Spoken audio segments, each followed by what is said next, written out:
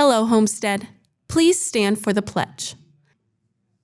I pledge allegiance to the flag of the United States of America and to the republic for which it stands, one nation, under God, indivisible, with liberty and justice for all. And now for a moment of silence. From Homestead Media, this is HHS In Depth.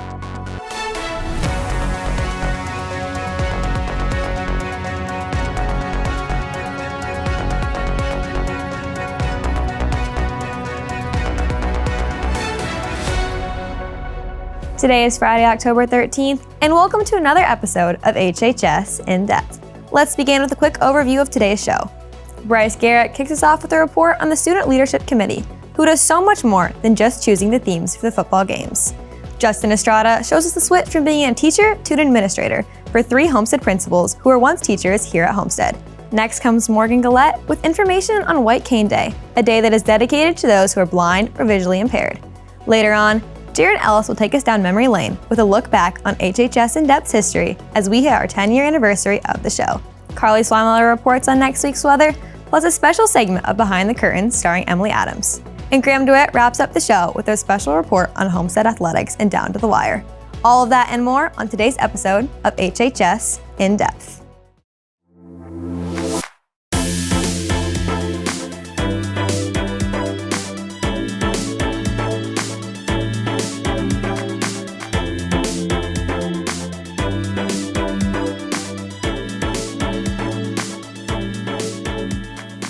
Hello and happy Friday, Spartans. I'm Caroline Burns. And I'm Elena Baker. In Caroline, the predictions of temperatures dropping earlier this week certainly came true. Well, the temperatures have certainly dropped. The last few days have been my type of fall weather.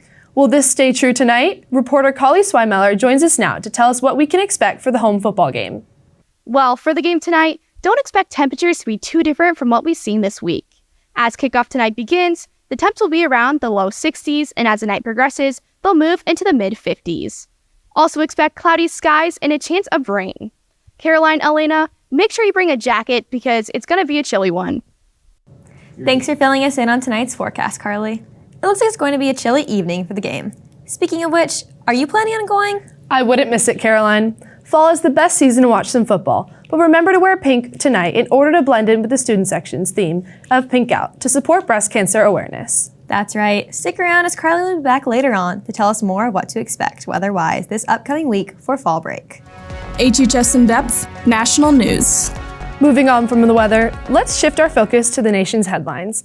In political news, the House is set to elect a new speaker in the days ahead, following Kevin McCarthy's departure from an obscure rule and vote taken by the House. A group of 8 Republican Congress workers sealed McCarthy's fate in the rare motion to vacate vote taken to remove the Speaker of the House, a first in American history. The path for picking out the next Speaker is expected to be a difficult one, as candidates must try to win the support of a divided Republican Congress.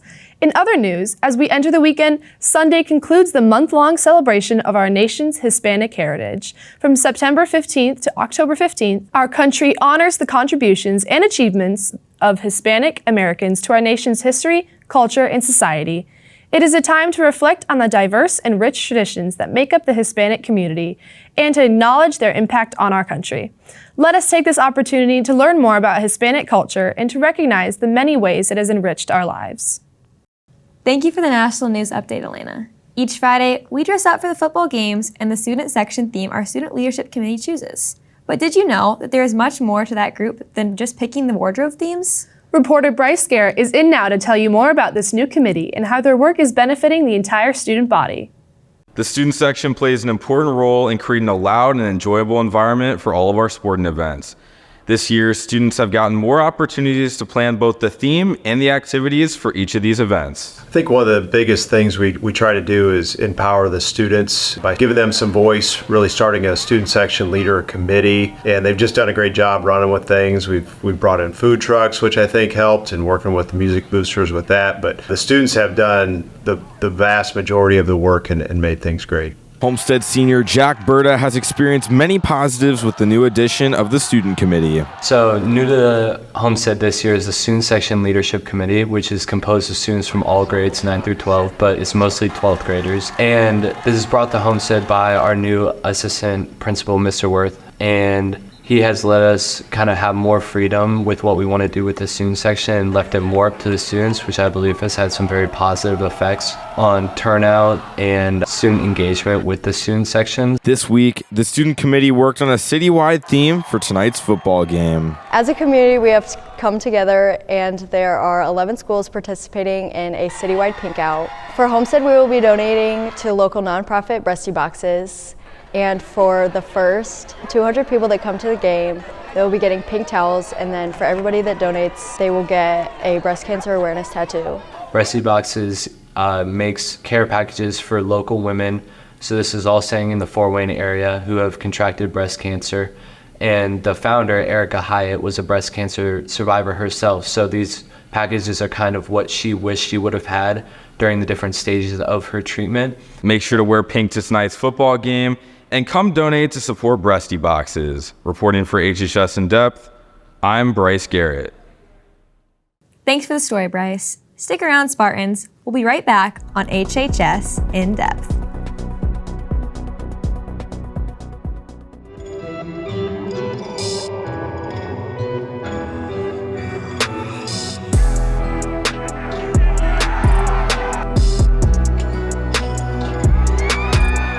Bishop Lures at Homestead, tonight at 7 p.m. Welcome back to HHS In Depth. Welcome back. You may have seen the Riley Dance Marathon Club this last Tuesday selling donuts before school. Be sure to look out for their next upcoming donut day so that you can get a sweet treat and support the Riley Children's Hospital, as all the proceeds will help to give life-saving care to patients and help the hospital continue their research. Spartan seniors. Several scholarships are due very soon, including the DAR Good Citizen Scholarship, which is due to Student Services by October 24th. For further information about this and other scholarships, please visit the HHS Scholarships page. Today is the last day to join Key Club. This is a great way to help out in your community and have a service to put on your resume or college applications. Email Mrs. Crawford at the email address shown here for more information. Women in STEM Club is hosting a book drive through the end of October. Both children and adult books are welcome, and donations will be made to the Allen County Public Library as well as Kate's Cart. Check out the posters around the school for more information on types of books accepted. Please drop off donations in Mrs. Odell's room, room 906. Interact Club will be observing Purple Pinky Day again this year on Tuesday, October 24th. Interact Club members will have a table set up in the main hallway of door 1. For a donation of $1, you can have your fingernail painted purple or have a purple ribbon tied on your pinky finger. All money will be doubled by the Bill and Melinda Gates Foundation and donated to the Rotary International Fund to help polio vaccinations for countries where polio has yet to be eradicated. When we get back from break, Students Against Destructive Decisions will be having a special movie night to watch the 1989 film Lean on Me. We caught up with Gabriel Campbell, the president of SAD, to help us learn more about it. This movie has a lot of troubled kids who are in rough situations and don't really know what to do. And the main character, who is played by Morgan Freeman, he comes in and just brings discipline and structure into the school, and all these different students are able to have opportunities that they didn't once have before. This movie night really showcases what SAD is all about, number one, and also the students in SAD have worked really, really hard to put this together, and it shows just that doesn't matter what background you come from, that you can make a difference in not only just your community, but in the world, and really be a positive light to all. The movie night will be Friday, October 27th in the Gray Box, and doors will open at 5:45. Admission is free, but they're selling snack packs for $10 with popcorn, candy, and more. All proceeds will help fund their upcoming trip to the National SAD Conference. All are welcome. Nearly all administrators began their educational careers as teachers, but for 3 of our principals at Homestead, they were actually teachers here at Homestead at one point in time. HHS In-Depth reporter Justin Estrada is in now to tell you all about their transition from the classroom to the administration office. The Homestead administrators provide a safer environment for our school each day, but did you know 3 of our administrators were teachers at one point at Homestead? There are days that I do miss being in a classroom and having the relationships that you're able to build when you are in the classroom with students. So I do miss that piece, but I'm happy where I am now, and I would return to the classroom if I ever wasn't happy in the position that I'm in. There are definitely times I miss my teaching responsibilities. I miss the time I get to spend with students in the classroom, learning more about them learning more about me. The older students get, I think that the more you guys learn about who you are as individuals, and it's fun to get to know each other in that way. Even though Mrs. Bay, Mrs. Hebner, and Mrs. Summers enjoyed their time being teachers, becoming an administrator gave them a way for many opportunities ahead of them. There would be things that I could do to make Homestead a better place that would impact the entire student body, or that I would be able to do things to help teachers do their job better. And I found that to be something very intriguing to explore. I was happy teaching, and in all honesty, a lot of why I chose to go to administration was the current administrative team that's here at Homestead right now. I had my license since like 2008, but never pursued it until this team kind of was in place, and I knew they were a great group of people I wanted to work with. All three administrators reiterated that they couldn't be prouder to work at Homestead. Reporting for HHS In Depth, I'm Justin Estrada. Thanks for the story, Justin. This upcoming Sunday is a day of national observance for the visually impaired that helps to celebrate a tool that allows these individuals to feel more independent. Reporter Morgan Gillette is in now to tell you more about it. Crossing the street is something most people don't even think about. Now imagine doing it without being able to see. October 15th is National White Cane Day, a day where you can appreciate the visually impaired.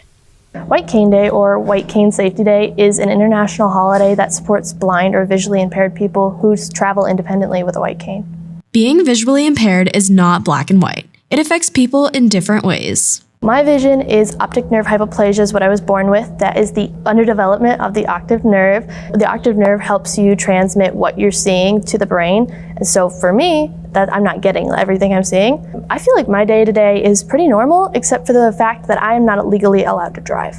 Lillian takes cane lessons after school to teach her how to adjust to using the cane after she graduates. It was definitely a weird adjustment, especially because cane can be trained for like very young, so it felt very different and just moving with it, especially being blindfolded. I will never become fully blind, but definitely cane training, you have to be blind. I think using a cane gives me more confidence and safety traveling around the world, especially when I go to college. It'll make life so much easier just letting people know that I can't see as much as they may presume. If you see someone with a white cane, just be mindful. Don't try to kick or tell them there's a curb ahead, just because they know what they're doing, and that's what the tool's for. If you see someone walking around with a white cane, remember to be mindful and respectful. Reporting for HHS In Depth, I'm Morgan Gillette. All right, thank you for the story, Morgan. As we head to a quick break, be sure to keep an eye out for a club you may enjoy during the rundown of all the clubs meeting at Homestead over the next week. Don't go away. We'll be right back after this. From postseason success to new school records, last week was a great one for Spartan Athletics. I'll bring you a rundown later on in Down to the Wire.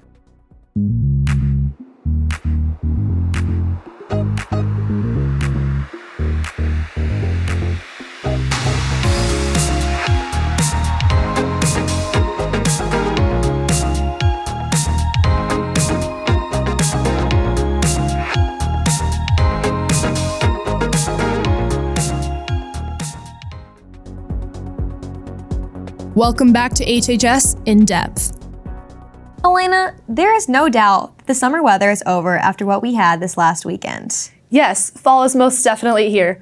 Weather reporter Carly Swimeller is in the studio and ready to fill us in on what we can expect this weekend and next for those sticking around in town for fall break. Thanks, guys. Today's temperatures won't climb above 68 with cloudy skies and possible rainstorms later this evening. At the game against Bishop Luers, we'll dip into the 50s by the end of the night. If you think that is cold, wait until you hear about the weekend. As tomorrow, you can expect a high of only 56 and showers all day long. If you're expecting Sunday to be any warmer, you may want to think again. Sunday will get up to 54 degrees with cloudy skies. As for next week, on Monday, expect the same cloudy weather and a high of only 53 degrees. Tuesday, the temp will have no change again with 53 degrees, but you can expect partly sunny weather to arise. Wednesday and Thursday will bring us the highest temps we'll see all week, partly sunny with 57 and 62 degrees. If you're sticking around for fall break, try your best to enjoy these gloomy days and know that the weather could be worse because the snowy weather is not far off the horizon. Reporting for HHS In Depth, I'm Carly Swimiller. Caroline and Elena, back to you. Thanks for the weather report, Carly. I, for one, cannot wait for this upcoming fall break. And I'm so glad that the weather is staying cool. I agree. I'm so happy the sweater weather is finally here. Our focus now turns on to the performing arts. That's right. It's time for another edition of Behind the Curtain, where reporter Emily Adams will give us an update on the more artistic side of Homestead.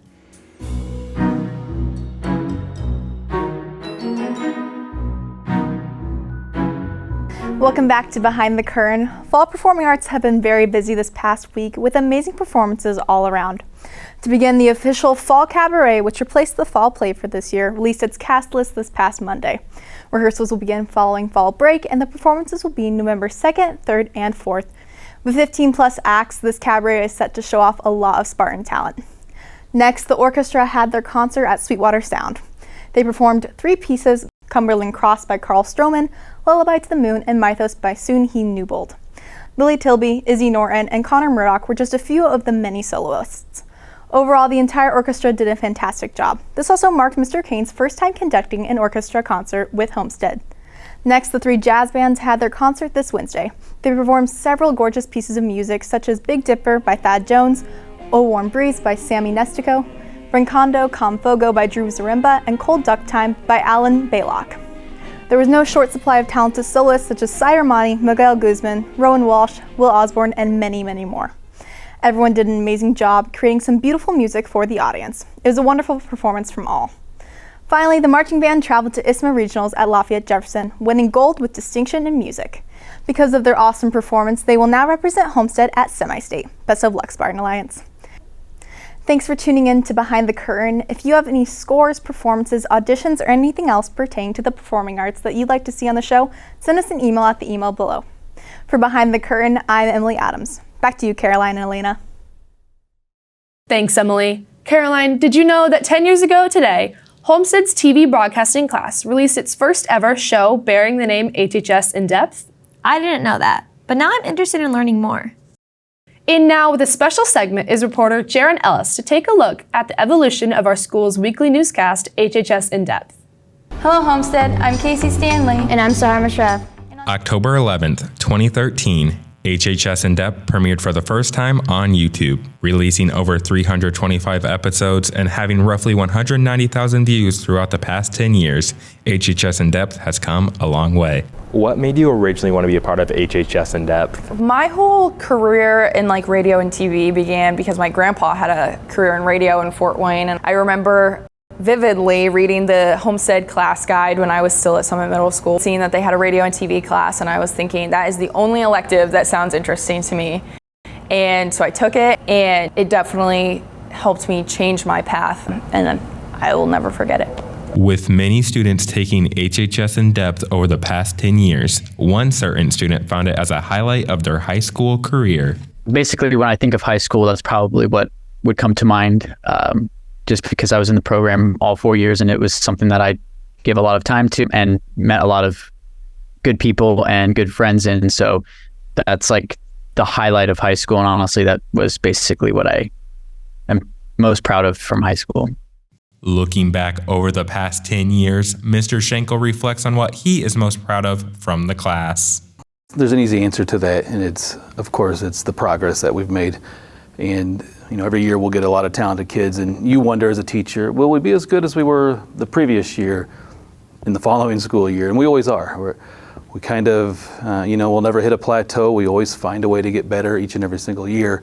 And I think that's what I'm most proud of, is that it doesn't matter who the kids are, what you do, what you want to do for a career.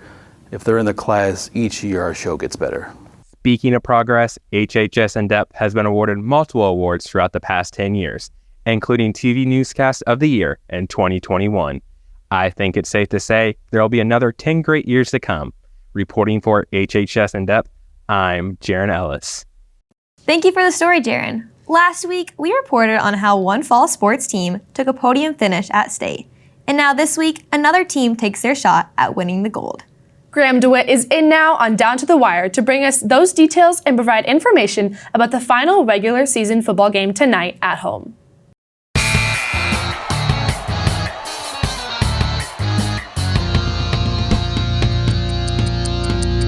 Welcome back to Down to the Wire. I'm Graham DeWitt. Although it was a short week in Spartan sports, we still saw some exciting moments, including a couple of new football records in our game last week.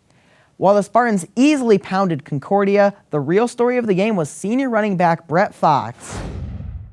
Last Friday, he absolutely shattered the single-game rushing record with 355 yards on 23 carries, beating the old record by almost 70 yards.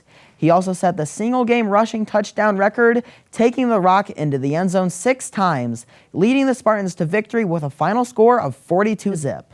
Congratulations, Brett. The boys tennis team got a big win in semi-state last Friday against Goshen, winning 3-2. In singles, Stephen Meyer won both of his sets 6-2 and 6-1, and Ben Garion won his sets 6-1 and 6-2. And in doubles, Alex Graber and Eric G. swept both of their sets 6-0. This win gives the boys their 23rd semi-state title in school history. Now, for the second straight year, they will be going back to the state finals. They are playing Culver Academy right now as we speak. The cheer squad started their competitive season last Saturday. It was a tough competition, coming in second place behind Lake Central down in Carmel. They are back in action tomorrow at the Bishop Dwenger Classic. After having last week off, both our girls and boys cross-country teams are ready to compete in the Woodland Sectionals tomorrow at the Plex. Our girls volleyball team is also in the midst of trying to win their 5th sectional in a row. Interact Club will be doing face painting at tonight's home football game. For a donation of $1, you can get your face painted in the Knights theme, and all money will be donated to Big Brothers Big Sisters at the end of the season. Speaking of our football team, they will be back in action tonight at home as they will take on Bishop Luers for their regular season finale. Kickoff is at 7 p.m. and tonight's theme is Pink Out. That concludes this week's edition of Down to the Wire. Thank you for watching. Elena, Caroline, back to you. Thank you, Graham, for the sports update. This has been HHS In Depth. Make sure to check out our socials for updates on the HHS In Depth team and our upcoming projects. Don't forget to go out and enjoy the football game tonight against Bishop Luers. And remember to dress warmly in pink. Have a great fall break, Homestead, and we'll see you back here again in 2 weeks. Have a fun and relaxing week off.